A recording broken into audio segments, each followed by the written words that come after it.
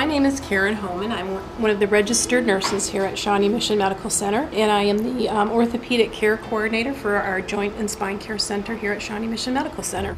I actually have another role here too. Through my church, I actually bring communion to our patients here at the hospitals if they wish so.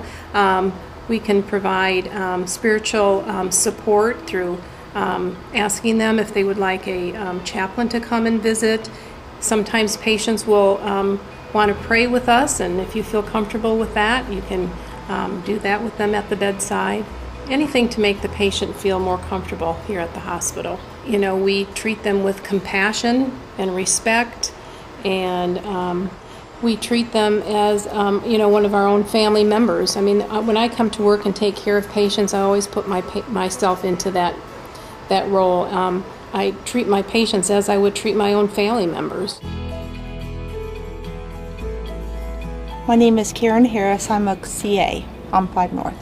When I think about Christian service, I think about what I would be like if I was a patient, and I put myself in their place, and sometimes I pray with them because they may have had, bad news, and I'll ask, and I can just feel that they might need a prayer, and so I'll say, do you want me to pray with you? And they always say yes.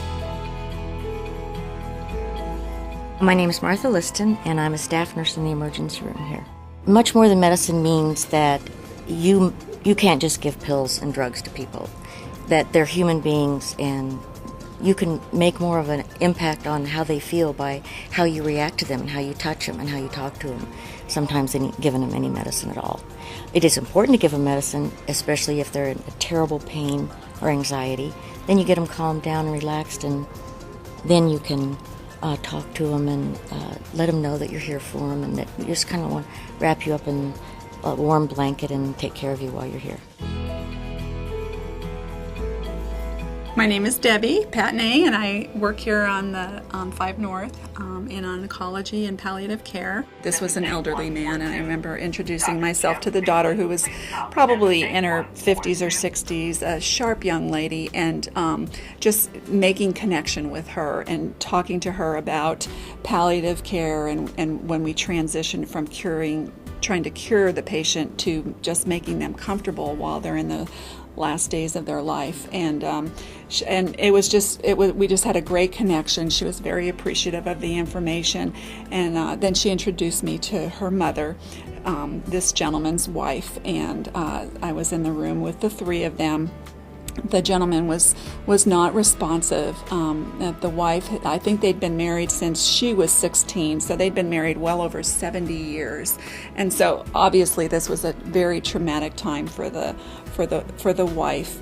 And it was during probably the first few hours that he was here that it began to be obvious to me that he was going to be passing away relatively quickly.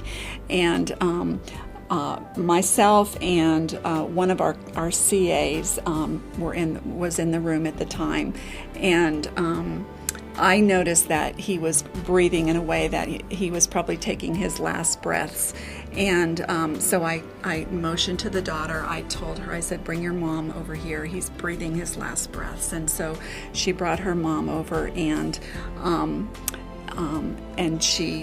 the daughter told the mother that he is going to be breathing his last breaths, and she went between vacillated between crying and like oh my gosh, and I asked them, I said, would it be okay if I pray right now? And they said, oh yes, please do. And I just want to insert here that I have, and all the times that I've asked a patient or family member if it's okay if I pray for them, I've never been turned down. And usually the response is with tears, yes, absolutely, please, And so in this situation, I just began to pray because I knew this was a time when I was going to be able to usher in this patient, transitioning them from this earth to heaven.